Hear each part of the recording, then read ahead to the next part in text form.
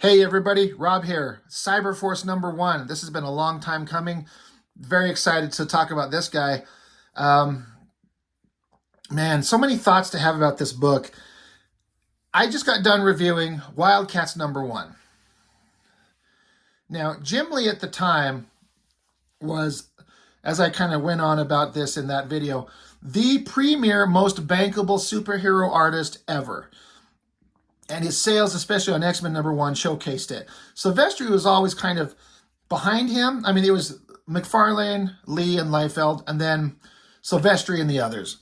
I think Silvestri deserved way more props than he ever really got. I mean, believe me, he's considered at the time here, and especially these days, as one of the best artists and most respected creators in many ways, like today. But at the time, you were just living in the shadow of Jim Lee. But Silvestri was better. There's a couple interesting things, like considering how good Jim Lee is supposed to be. Again, this is purely subjective. Which cover looks better to you? To me, this cover is so much better by far. I mean, conceptually, they're almost the exact same type of... It's the same thing. They're two superhero teams. You got a leader, you got a strong guy. You've got the guy with bladed hand weapons. You got the hot girl. But this, the coloring, the pose, the drama, the action, everything about CyberForce looks so much better. The logo looks better. But Wildcats is the one that sold the most, and because Jim Lee's name is attached to it. And what's interesting is, I've mentioned in my review on this how Jim Lee's art started taking a turn for a style I did not care for as much from what it used to be. And Silvestri admitted to in interviews his artwork has started to change, and he was adopting what Jim Lee was doing. A more bigger, like, exciting image type of drawing and cross-hatchiness. He flat out says he was trying to do Jim Lee because that was what was selling. That's what people were buying. And so if that's what's selling, like, you want to make money, like, your whole point of this is to make your life comfortable and set yourself up so you can pursue your artwork. So I can understand the logic of, I'm just going to do what is selling. So he starts adopting the Jim Lee style, and he admits he doesn't like it. In retrospect, what he did before, I mean, Marc Silvestri, he's one of my most favorite artists ever, and I've gone through a little bit on some of his older works. Let me see if I can't show. Like, if you don't have an eye to understand what you're seeing, you've never really paid attention. Like, this is Marc Silvestri. Maybe my favorite version of him, and especially this black and white artwork inked by Dan Green. It's got an organic, beautiful quality to it. Like, I just love that drawing so much.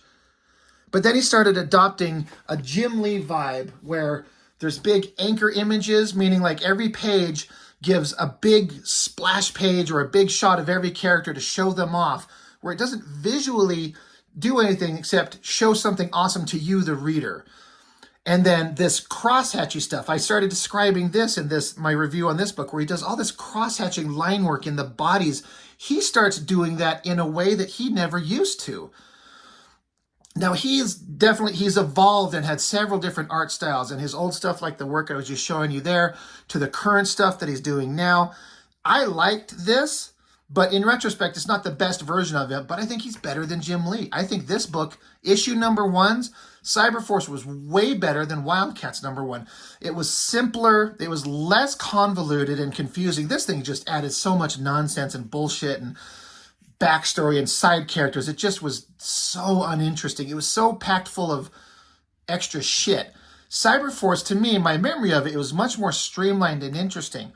Now, again, for all you fans out there of this stuff, I'm one of you. If you're my age, you're in your 40s and you grew up with this shit, you love this stuff so much, but so much of it is the nostalgia. I think as an issue 1, it's okay. It works, like, on a very basic level. Introduces the characters, the villains, and shows some fights. That's what we get.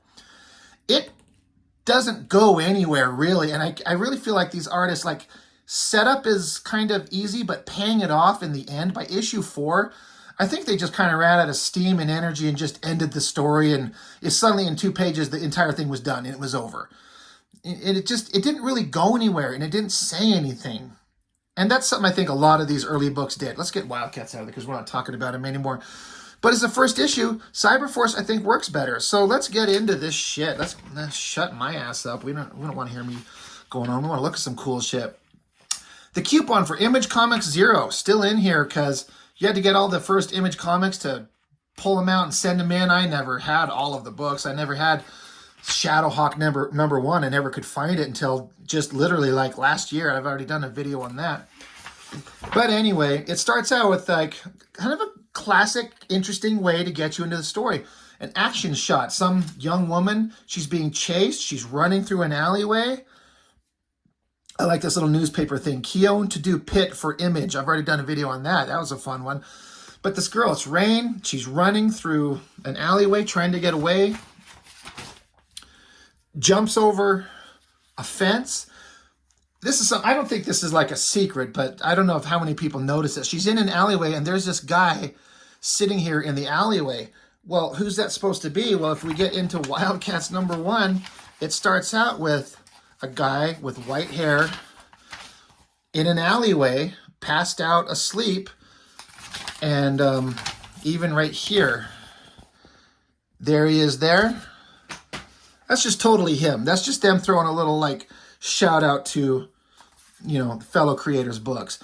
But anyway, the girl, she jumps over the fence explodes. You got a bunch of bad guys chasing after a hot girl with like, this is like girl Cable. You know, Cable's got like a robotic eye on this side and scars on this side.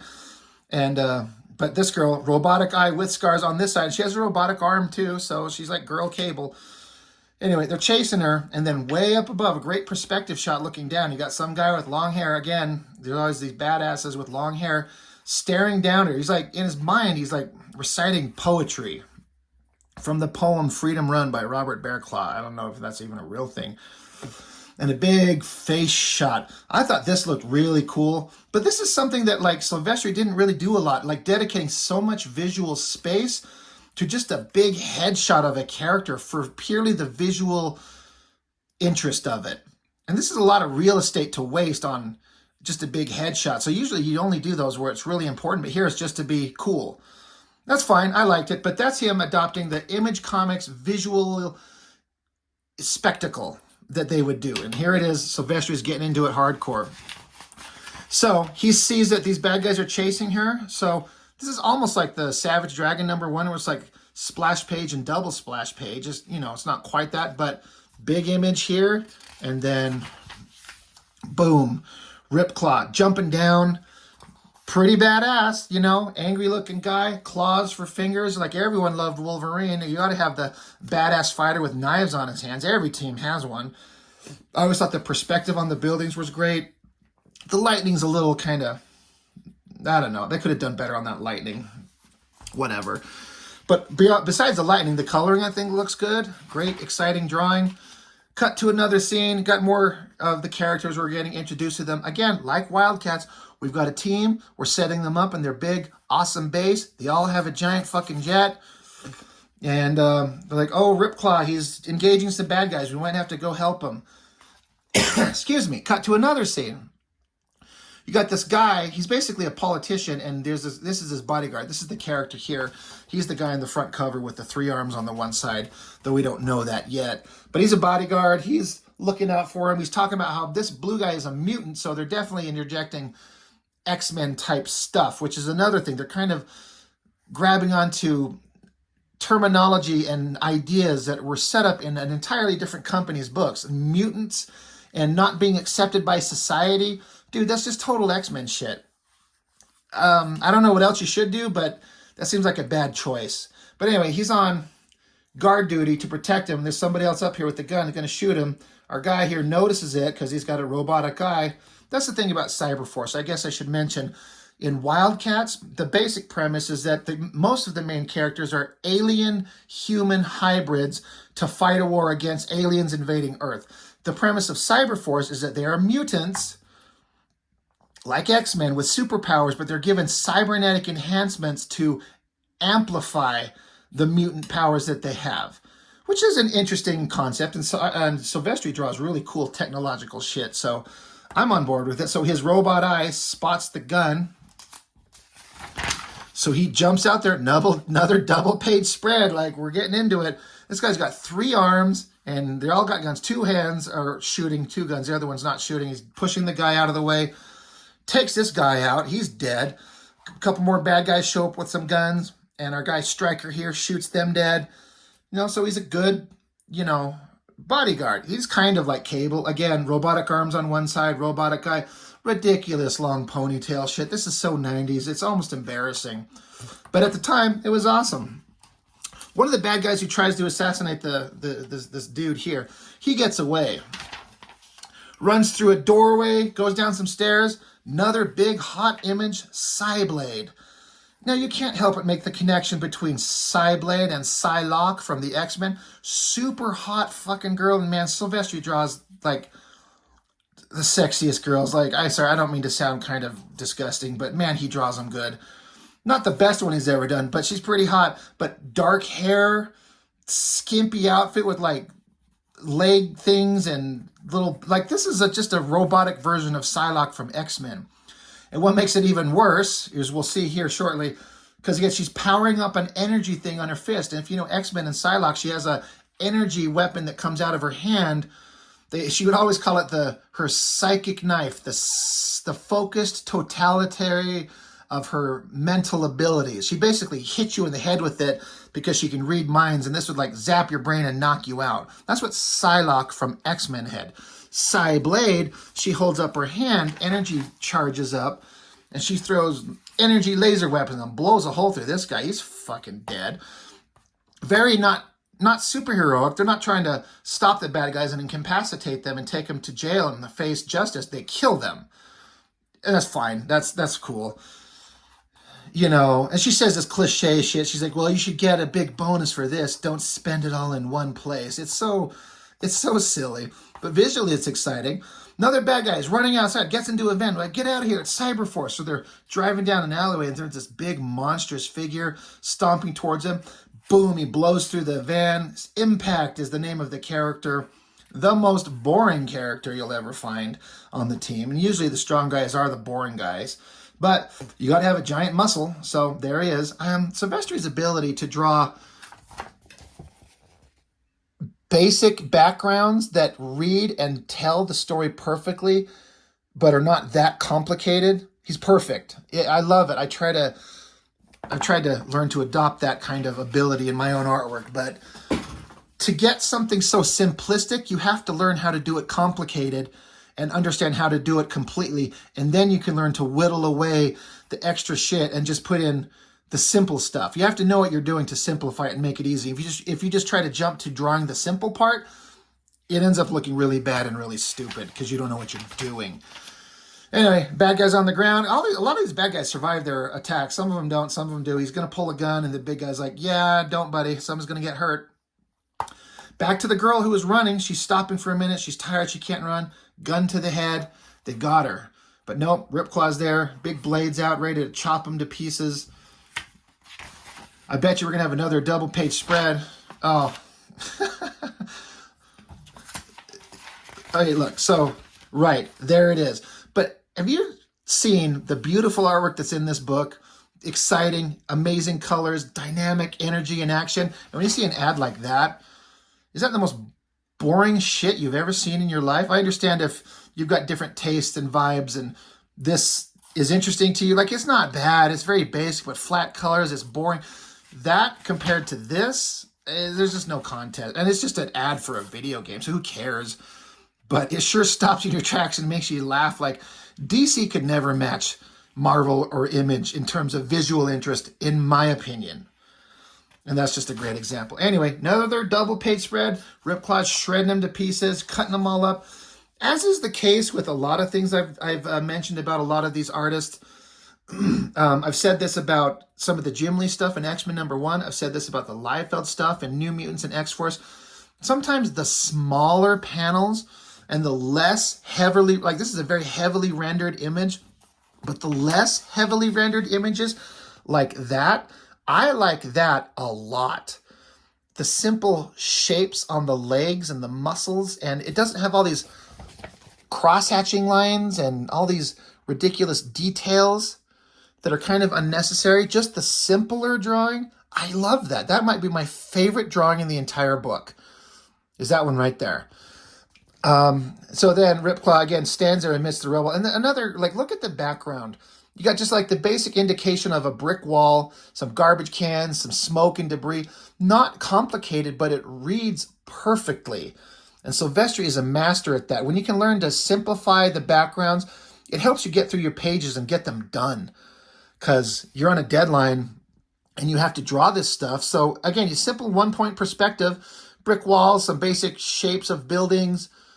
Super easy if you know how to do it, and you can get through your pages good. You can get through them and get them done, but still have some backgrounds that put you in the environment and they're believable and you get it. Another big sexy shot of the bad guy. Ripclaw and the girl are trying to get away. He jumps up to grab onto this handle to try and, I guess, climb away, but she's a perfect shot, shoots and shoots out the ladder railing, so they fall, cornered by the bad guys. Just like Grifter and Wildcats #1. This is funny because I just reviewed that, so these have a very similar vibe. Cornered by some villains, there's a girl with short blonde hair, you know, in this alleyway scene. The team has to show up and save them. It's almost the exact same story in so many ways. But anyway, you know, they got Ripclaw and the girl cornered, all these bad guys, and their leader, this girl, it's suddenly like a big gust of air. There's the jet coming down, and the most boring character in the history of any Image comic. Oh my God, I'm so mad I can't think of his name. This is driving me nuts. That's how boring he is. You know what's funny is I remember his human name. Heatwave is his name, Heatwave. But his name is Dylan Cruz, which is the stupidest human name you could possibly come up with. Anyway, but he's just a guy. He looks like Spartan. He looks like him. If you knew any better, would you not think these guys are the same? They just shoot lasers from their hands. Their mask is the same fucking thing. They're the leaders of the team. These are like a carbon copy of each other. And they're the least interesting characters. Spartan in X-Men, might as well be X-Men. Spartan in Wildcats, under the control of another writer, way later in the book, becomes the most interesting character, in my opinion. Heatwave just ends up getting killed because he's so fucking boring. This coloring thing I want to call attention to, I don't know what people's opinion on it is, where that energy is it's shown in these hard, rigid lines to show the gradations of color. I actually really like that. I've seen that in a couple of places.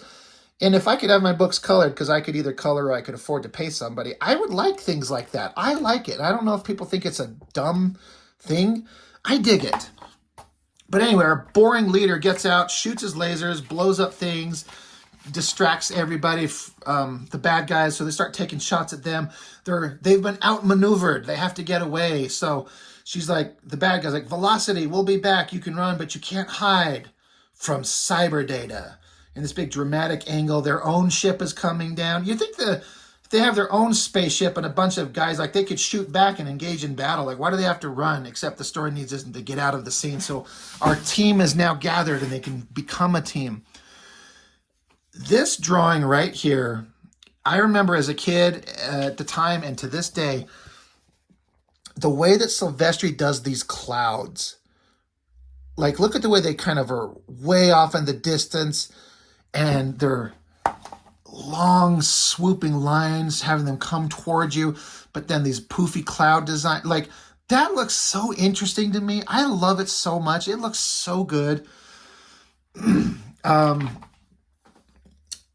This is so funny. In this sit down, I will record a bunch of videos in one shot so I can get them done and upload them to YouTube and put them out whenever I choose to. I try to spread things out and give some variety. But I did Savage Dragon #1 and I did Wildcats #1. Now I'm doing CyberForce #1. And in both issues, in Dragon, there was a main villain standing at a window looking out over the city, see him from behind. In Wildcats #1, there was a main villain standing with his back to us, staring at... They were underwater in a submarine. I can't remember if he was... You know what? Fuck it. I got it right here. You know what? I'm going to bust it out. I'm sorry. I'm going to make you all suffer through this with me. Yeah. This is hilarious. Sorry. Main villain of Wildcats #1. Seen from the behind, staring out a window. Now they're underwater. CYBERFORCE #1. Main villain, seen from behind, staring out a window. I've got to dig it out. I got to grab it. I'm sorry, it's sitting right here. Where, oh where? I am just the worst video host ever. Here we are. I'm not prepared, but I didn't see this coming. Savage Dragon #1. Main villain, standing, staring, looking out a window with his back to us.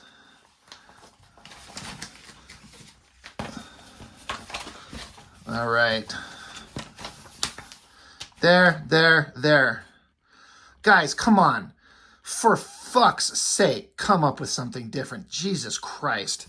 Wildcats is by far the stupid and most boringest character. Eric Larson's will become by far the most interesting and awesome and powerful character. Silvestri's is by far, because he's just the best artist, the best drawn, but she's not the worst, but she's also nothing. By the end of the miniseries, she's dead and gone and done, and you never see her again. So she's just here to be something. But they introduce him by all standing, staring out a window. Great drawings, though. I've always thought that profile, drawing a woman's profile, a face and profile, like a sexy woman face, that is really hard. And Silvestri can do it so goddamn good. I drew that face over and over, trying to get that nose and mouth and chin. That's the hard, well, it's all hard. But, sorry, I'm bumping into my camera here. Trying to get the perfect, like, curve of the nose and then get those lips just right, and then the chin so it's not too manly. That's hard, and I just love that face. This bottom one is okay. And again, there's more of that shit lightning. That looks stupid. But anyway, sorry, I went on a little tangent there. Just bad guys doing bad guy shit. There she is, looking pretty sexy. I like the design. The skin, and then the like gold highlights on her outfit and the cape that kind of tapers to a point.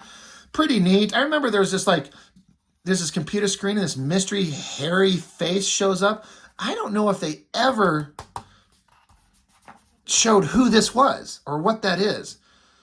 Who cares, right? They ultimately went nowhere. Like, again, these stories never went anywhere. CYBERFORCE became a very interesting book when another writer, I wish I could remember who it is. I can't remember the writer, but David Finch took over on art, and the book had a vision and a through line and a story and a purpose once Silvestri got off it. And the same thing with Wildcats. Wildcats was kind of aimless and stupid until they brought on like James Robinson, and I think Alan Moore came in and did some great stuff, and they had Joe Casey do some stuff and made Wildcats interesting. But these first books were just visually driven and had no direction and had no idea what they were doing because these artists didn't know what they were doing. And I'm sorry, I love them all. I'm a huge fan. And the memories of this shit is so fun. But like, look, they didn't know what they were doing from a story perspective. That's why all of them brought on writers who made the books good.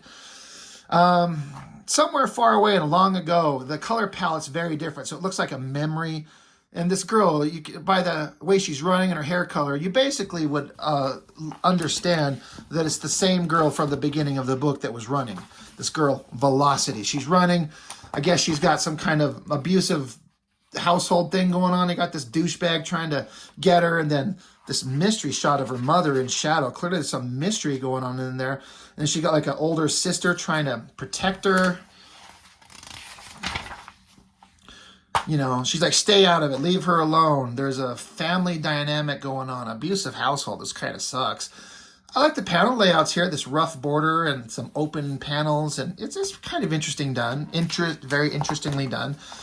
But a dream, presumably, because then she wakes up, she's in this house, and she runs into these characters. I kind of skipped over these dum-dums. They were in the first pages when they were working on the jet, you know, because that's what superheroes do. They have a base and they work on jets. Right here, this guy, and then this, you find out he's like a little robot kid. He's an android, and he's just like the brains of the operation. Well, here they are. They're talking. Oh, hey, it's good to have you here. We're all a team. She's looking at something. Something's going on. Danger, excitement, something. They're showing the the base. Silvestri decided to take it upon himself to throw in some cartoony animal things here, which is cute. I don't know why. Why? I mean, I guess this brainy mechanic guy, he makes these robots, like he's got his human robot kid here, but he has these little animals be robots. So, okay, it doesn't ever go anywhere. It's just a thing that they do. But they're talking, blah, blah, blah. Alarms go off. Something's going on. The girl's scared and a big explosion, debris falling, and she's crawling out of the debris. I like this. Artistically, I have to point out something here. This is something that Silvestri does so goddamn good. And it's the weirdest thing. Like, you think you talk about the sexy girls or the big muscly guys or the double page spreads. I am enamored as an artist as look at these panels and this debris. You know, I'm sorry. This is kind of earlier in the day, so I've been using the natural light out of my own window. And I forgot to turn my own lamp on. I don't know if I need it, but let's see if this adds a little bit of light. But look at this debris. Like, it's like he's drawing only like the negative shapes or the shadows. He does this all the time. It's so hard to explain, but he draws debris and rubble better than anybody. And you're not having to do bullshit perspective lines and like 3-point perspectives and all these characters, you know, in that environment. When you can just draw debris and smoke, it reads perfectly. You know exactly what you're looking at.